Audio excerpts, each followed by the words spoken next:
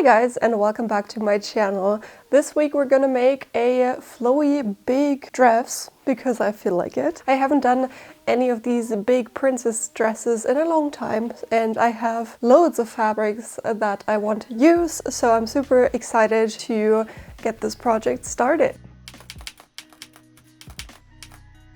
So the main reason why I wanted to start this project is this beautiful fabric. It's actually a fabric that goes from light purple over to dark purple. So this is really cool. It is the same type of fabric that I used for my kind of watery Ariel themed dress that I did last year. You can check it out here if you haven't watched it already. And it was really cool to work with this kind of fabric. This is like a georgette, so a see-through lightweight flowy fabric. And then I also have this fabric right here, which is a velvet, but it has some sort of pattern, like some sort of baroque, really cute brocade kind of pattern on it. I don't know if you can see it, but these really work together very well. So I am thinking maybe I can do the bodice out of the velvet and the skirt and flowy parts that I am wanting to do out of the georgette, and hopefully that'll work out very well together. I guess so, because they're literally the same color, but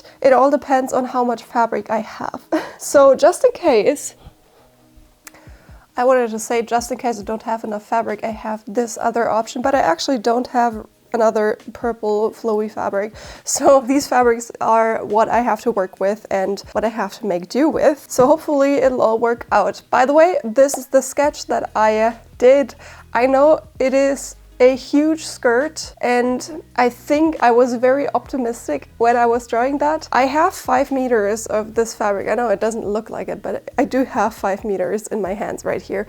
So there is plenty of that fabric, but obviously ruffles take up loads of fabrics. And then also the skirt obviously is huge, so I don't know how or if I will be able to make that with this much. But if I can't, I'm just gonna chop the skirt shorter so that I can at least do the ruffles and then also the slit and everything like that. Obviously the bodice is no problem, and the sleeves, I don't know yet. Maybe I have to make the sleeves out of another fabric that I don't have. I have this fabric, which does not fit at all. And then I also have this fabric, which fits better. So if anything happens, I can potentially also use this fabric somewhere.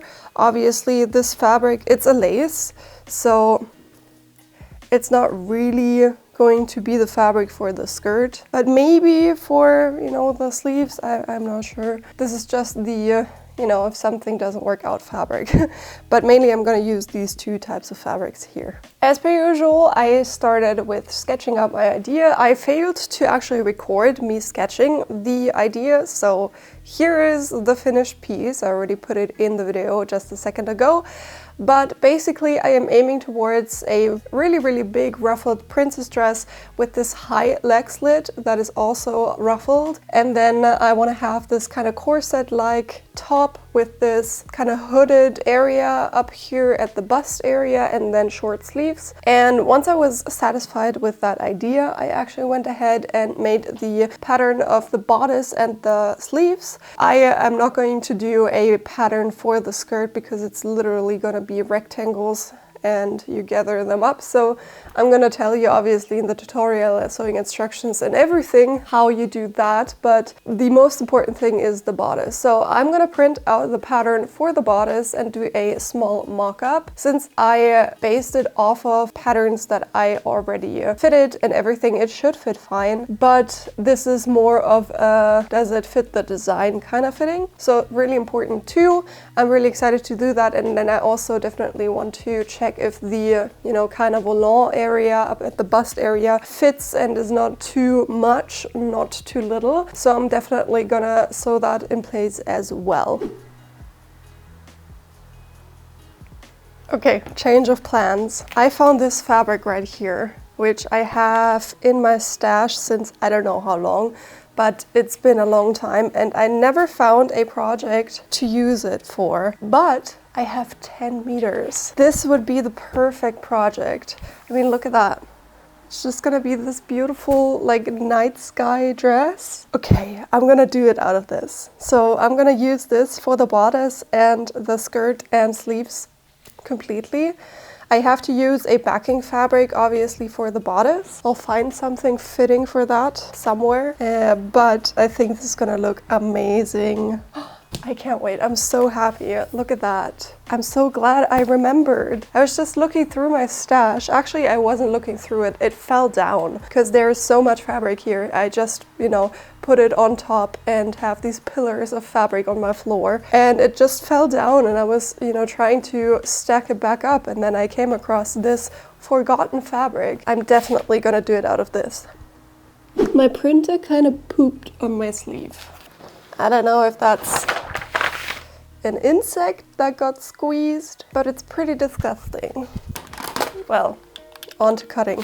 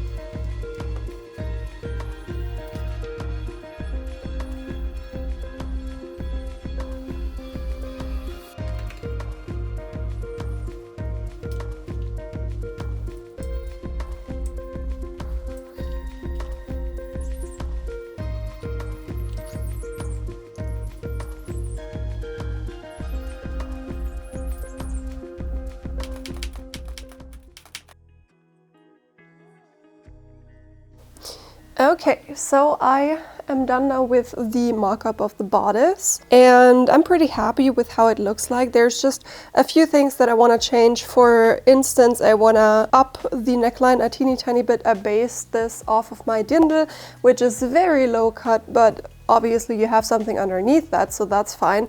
But for this model, I think I want to go probably like 2 centimeters, something like that, higher, just for a little bit more coverage.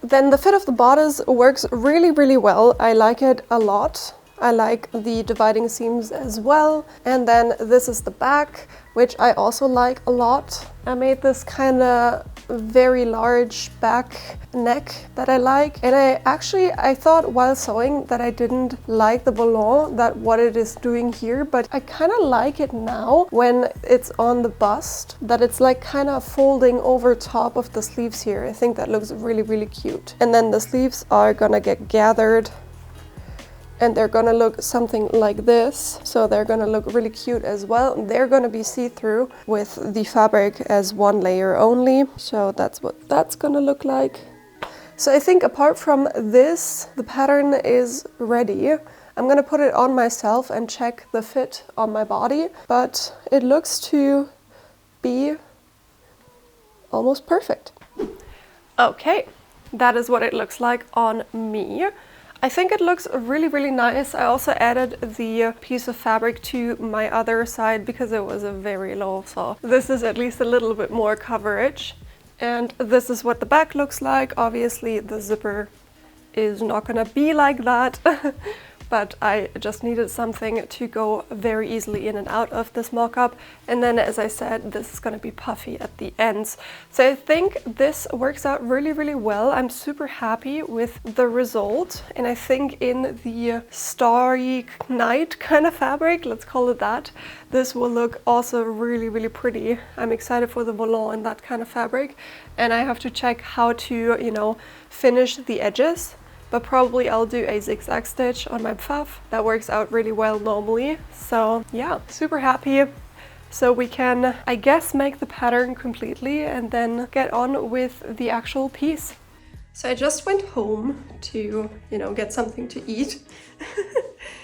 And all of my little kitty catties are here. He is so adorable. So cute. She is the crazy one.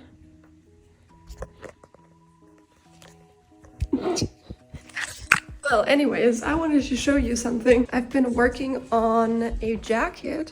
This is what it looks like. Actually, that much already. And I'm just crocheting like every evening and just making a bunch of these flowers. You can join them as you go. Super, super excited. I think this looks really pretty. That down here is obviously the, you know, waistband, which is a teeny tiny bit, I guess, shorter or smaller, so it cinches in a teeny tiny bit. And then we have this pastel yarn, and then this very, you know, soft yarn. I don't know what that is called, but that's that. All is crocheted. Very nice. I love it. Okay, just had my lunch break. I am back. I am going to probably prepare my fabric because for bodices like that, you always have to add interfacing to the bodice. And then for this specific dress, I also would like to use interlining just to make it, you know, very structured, very nice.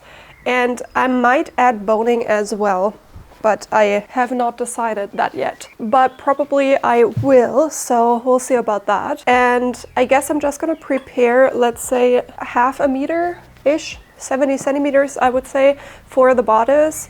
And I'm gonna put interfacing onto my interlining and onto my shell, which is the backing of the transparent Starry Night fabric. So I'll have 3 different layers. Maybe that's already enough without, but we'll see. We'll see how it goes.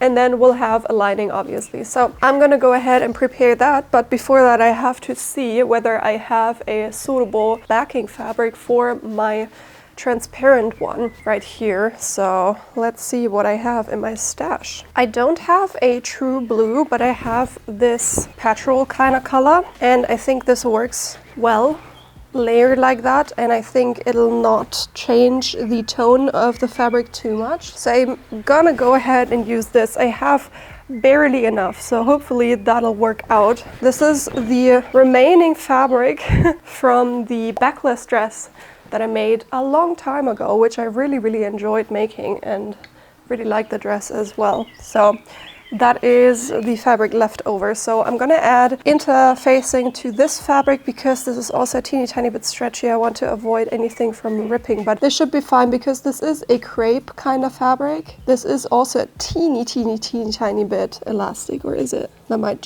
just be the that's just the sides.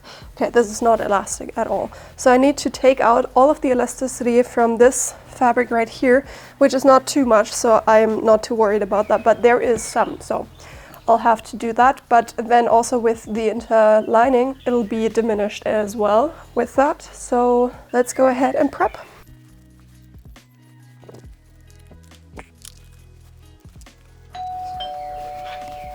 Das war ja witzig. Oh, schöne Jacke. Ich weiß gar nicht, ob ich schon mal bei dir geklingelt habe. Hast du die Klingel gesucht? Bestimmt hast du schon mal bei mir geklingelt. Bestimmt.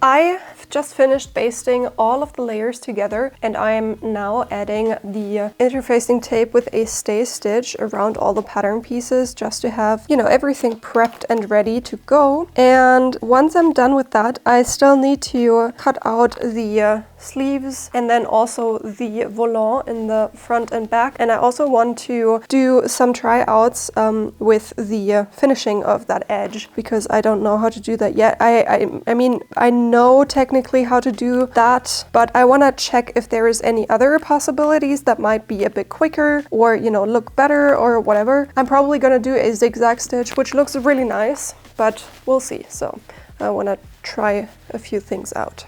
So I just have some cut off piece right here, and I'm gonna try a few methods for finishing the edges. So let's start with the zigzag. That worked very well. So this is an option that I am considering, but then I also wanted to see whether I could use my Dremel, and I haven't used this in a long time, so I don't even know anymore how to work with, okay, I get it.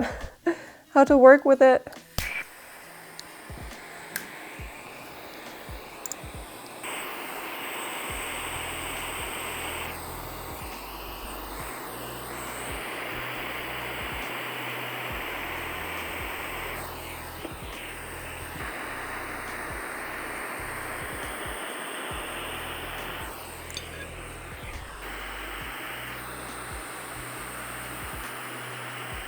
Huh. Okay, I'm gonna open all of my windows. See, that's the thing I don't like about the Dremel, since it is melting essentially your fabric. It creates these fumes and it's really kind of messy. This works as well. As you can see, everything here is finished basically, but I don't really like working with it. I think the seam just looks a bit cleaner, or the handling of the seam is just a bit cleaner. By the way, I laid down just a plate, so I can use that as something to put my fabric on, because I thought maybe when I trace the pattern, but it didn't really work like that. Anyways, I think I'm just gonna do the zigzag stitch. I think that works really well and it looks also really cute. So that's it for today's video. I hope you enjoyed. I'm really excited to really start with that project. You know, now that all of the prep work is done and I can completely start like right away on Monday, which I'm really excited about. So I hope you're gonna tune in next Sunday as well. So if you haven't already, please subscribe to my channel and also ring the bell so you'll get notified every time that I post. Also, in between uploads, I always post my reels and, you know, small hacks and whatever short format content over on my social media. Links to all of that are linked down below, as well as any materials that I used during this video. You can find the direct links to those in the description down below. The most direct way to support me and keep videos just like this one coming is to head over to my Etsy store, where you'll soon find the pattern for that dress as well. Obviously, if there is a link in the description down below, it's already up. If there is not, it will be uploaded with, you know, the date that's written right there, as I'm doing the making of still. I'm in the process of finishing everything. So check that out, and I'm sure you'll find other wonderful patterns because I have so many over on my store. A special thank you to my channel members. You can get exclusive benefits through the link in the description down below. So thank you so much for watching, and I'm gonna see you next Sunday. Bye guys!